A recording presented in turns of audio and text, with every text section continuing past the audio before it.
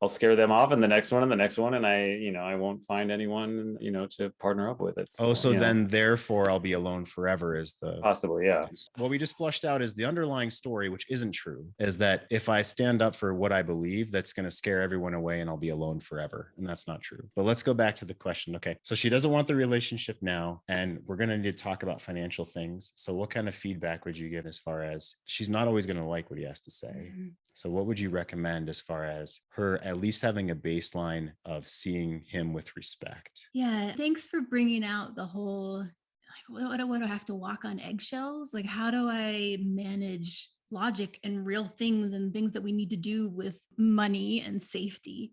So women pick up on the multiple messages that are going on at the same time in a conversation. They'll hear the words, but they'll also hear the emotion behind it, or even sometimes the emotion not realized. So crystal clear clarity asks the feminine into a deeper place of respect, especially since she can't really be always in a place of clarity herself. So this is a very thing that she has to take note of. The clarity comes when, if there's emotion kind of hidden behind the message, that it's just brought to the table of, hey, I have there's a little bit of anxiety I have around this, and I want to bring a plan to the table.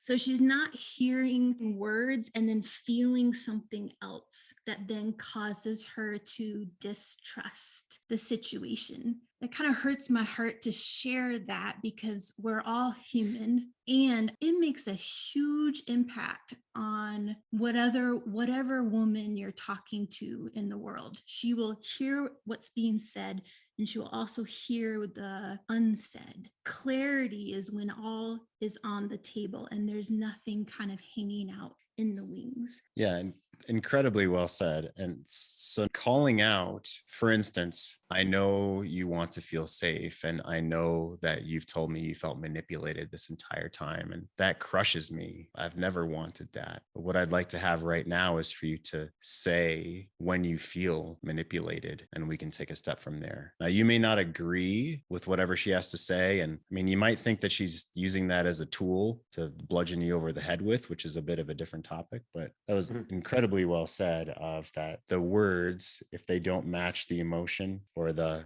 unfelt emotion, that she's going to feel she's going to feel distrustful, uneasy.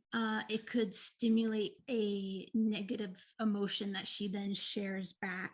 And then if we go to, again, on the other side, that feeling of respect, the ability of you and your masculinity and the way you are able to take things in your heart and put them all out here in a way that doesn't sway you. The amount of respect the feminine can have for that is unbelievable, because she is so swayed by her own emotional states.